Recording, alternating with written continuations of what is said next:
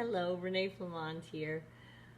I mentioned recently how it certainly can be that you are carrying so much weight in life in the form of these secret things that your narcissist has done to you.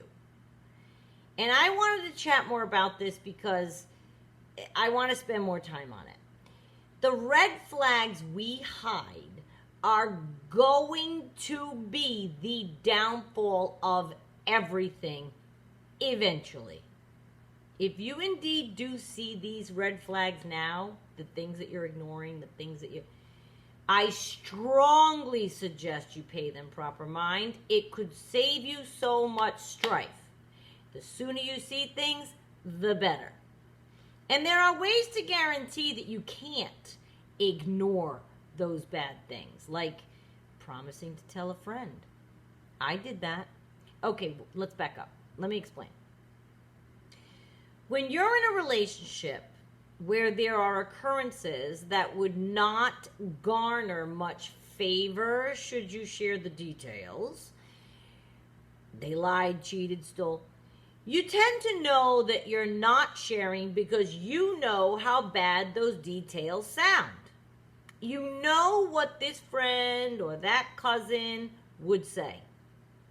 So it can be a very lonely place.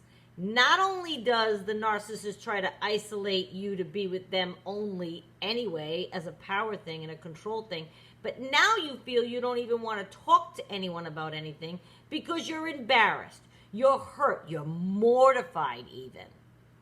It can be a terrible, terrible burden to carry that. The thing about telling a friend, I had a friend, she is my friend. We had made a pact that whatever we encountered in our futures, this was several years ago, we went through a time where however bad it was, we would share. Very hard, even if it's a good friend of yours, because you're not telling anybody everything that happens with the narcissist. There's no way you are. And we'd reveal any red flags to each other. We wouldn't judge each other with the decisions we made, but we had to be honest. Meaning, like, if you stayed with the person anyway and they did this horrible thing, we weren't trying to judge. We were trying to give a safe space. And I'm letting you know now, it works. Just the exercise of saying what he did out loud made me hear how bad it was. It was grueling having to explain to my friend what an awful thing had just happened. But yet, I'm still with him. And again, we weren't judging each other or advising each other to leave or not. It was a platform free of that. And it was a safe space, but it is brutal to reveal a horrible detail that happened with your narcissist because it tests yourself. You imagine, you can't help it. You imagine your friend telling you the same thing. And boom, it hits you. How you'd be telling her to run. It kind of makes you feel it. It makes you feel it, that you would be telling your friend to run, yet you're staying and dealing with more from the narcissist. Now, whether you use this tactic or not is your choice. It was effective. But I do implore upon you to at least start giving those secrets you carry your attention. Look at them. Be honest with yourself about the treatment you've been receiving from this person. I know it's hard because unless you do share, as in the instance I just told you about like I did, unless you do that, you're alone. You're all alone. You're alone in a relationship with a narcissist many times anyway, like I said, because they, in the way of trying to control who you see, where you go, being with them, they temper you being around people who they think are onto them because they don't want them bending your ear about them, right? My narcissist did that. He could tell exactly who in my camp couldn't stand him. And what would he try to do? He'd try to denigrate those people, trying to make me not want to be around those people. Nice try, not happening. I'm a very loyal friend and family member. That isn't going to happen. But many narcissists do get their way, and they control you into a point that you're isolated from family and friends anyway. Well, you couple that with now you're not sharing it, because who would want to share bad things? Because then you've got what to deal with? The hatred, your friend's hatred for the narcissist, should you decide to stay with them. You've got your friend hounding you now to break up with them. I'm going to sneeze. Pardon me. Pardon me. They're hounding you to break up, and it's tough. However, what makes it tough? I think what makes it tough is we're lying to ourselves. What makes it tough is you agree with your friend. You think you should leave him too, but you're ignoring the red flags you've collected. You won't discuss them with your people. You're navigating those troubled waters that exist when with a narcissist all by yourself. It's a weight. And if you think that you're, well, I'm going along, I mean, I'm keeping it all in check, and I'm okay, but are you deserving of all of these bad things that have happened to you? And if you don't want to tell your friends and family, I encourage you to go through the exercise of envisioning what they would say to you. I do that all the time with my grandfather. He's no longer with us, but I know what he would say to anything, and I oftentimes will have a little chit chat, and I can picture what he says. I know exactly the advice he's given me because I listened to him all my life until 2008 when we lost him. So do that with your friends and family, and picture the loudest, most brash one saying, "Are you out of your mind? You need to leave that person." Even if you don't leave them, I want you to hear their voice. I want something to hit you in your face saying to you, this is not proper treatment for you to have to accept. You know, if you were honest with yourself and somehow shined a light on the infraction or betrayal, you would more readily see how far it has gotten. I think many times a victim in this situation has had like their head down for so long, working hard just to stay afloat. You can't even breathe. It's one thing after another, after another, after another. They keep, hitting you with more damage and more hurt and more betrayal, and your head is down and you're just trying to, you forget to check in on yourself and how you're actually doing. We undercut the severity of the list of things they've done to us. And we carry all of it. We're carrying all of it and alone. We've gotten used to it. We've normalized their behavior, perhaps even accepted it. Well, a way to not normalize it or unnormalize their behavior, tell someone. Pick someone. You might say, well, I'm not ready for that. I don't want to tell anyone. Tell a stranger. Go to a coffee shop. Make friends with somebody. Tell a stranger. Go to therapy. Tell them. Well, therapists try to remain objective, though, so you might not get the horror that I want you to feel. But if you tell or think, okay, you're not ready to say it, fine. Think about the worst thing that happened. Think about the medium thing that happened. I'm sure that's just as bad that it would gain some horror. Picture yourself telling somebody else, somebody you know, your best friend, a sibling you're close to, a parent you're close to. Picture your child telling you it happened to them. Huh? Do that. If you don't have children, picture your best friend telling you that situation happened to them. Open your eyes. Open your book of secrets and look into them and go through each one and say, what would I say if somebody I loved told me this had happened to them?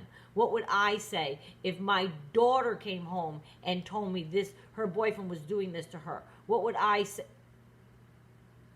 You'd have a fit. You'd have reactive abuse. If it were my daughter, oh my God. Oh my God. And yes, they're adults and we should let them handle their own business, but I would get involved. And I want you to look at your list because the weight of this kind of secrecy is not good for anyone. So you're battling in the relationship with a narcissist. You're battling for the relationship with a narcissist. And you're carrying secret bad stuff that you're trying to deal with all alone. All of it. All alone. I don't have to tell you how unhealthy that is. And if you think that it's not ill affecting your health, I ask you to look at that as well. Are you tired? Are you constantly in a down mood? Do you have to be convinced to leave the house?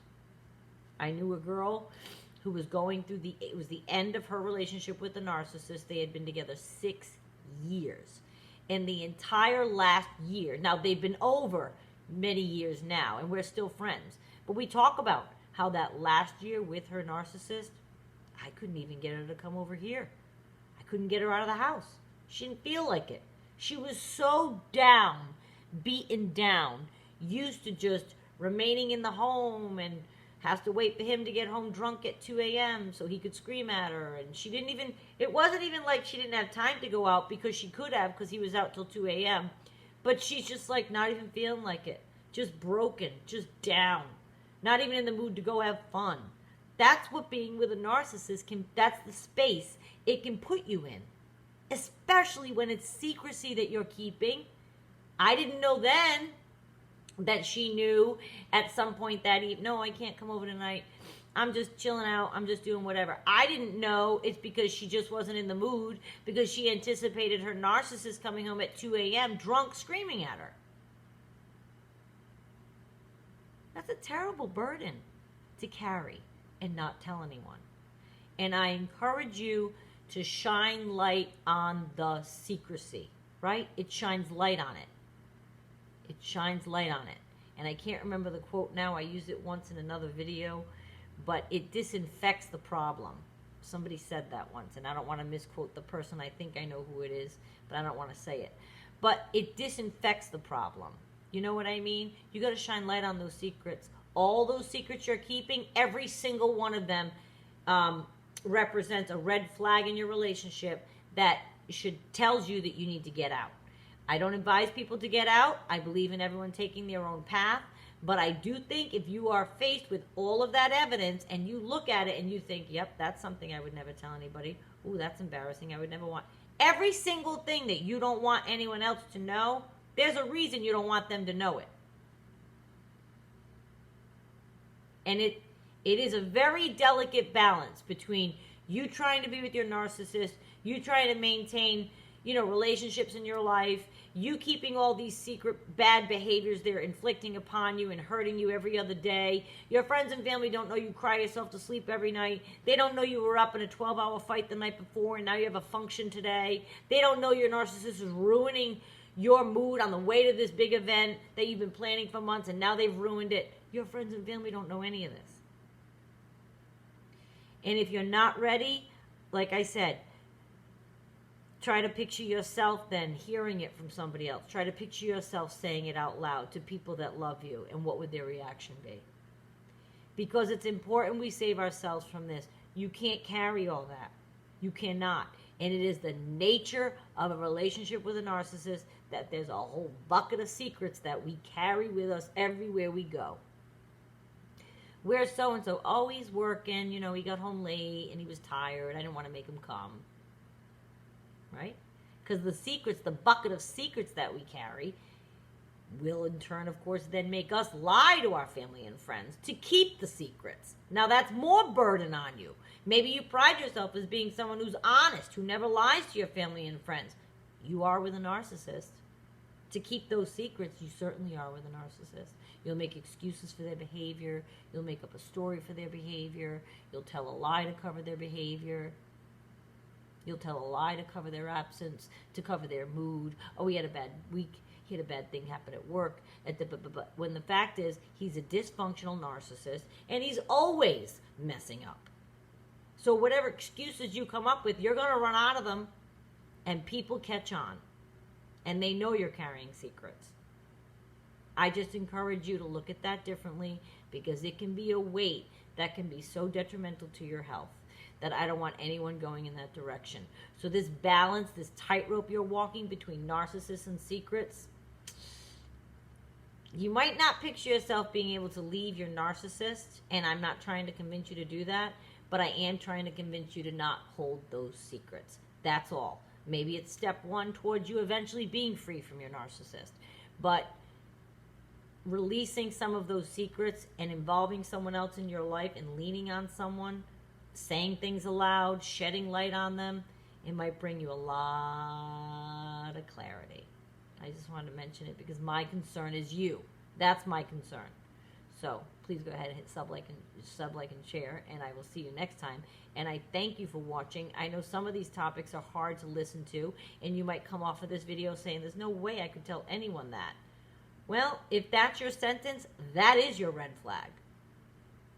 If you know in your life and you're looking at your bucket of secrets and you're like, I could never say that, I could never tell them that, I could never tell them that, that's a lot you need to look at them, because that means that you have an overwhelming amount of evidence that's happening in your life that's not good for you. If there's thing after thing after thing that you think, I can't share that with anybody, they would totally make me not be with them. They would totally hate him. They would never talk to him again. These are the things you need to look at. Don't ignore those red flags. That's what they are. Please.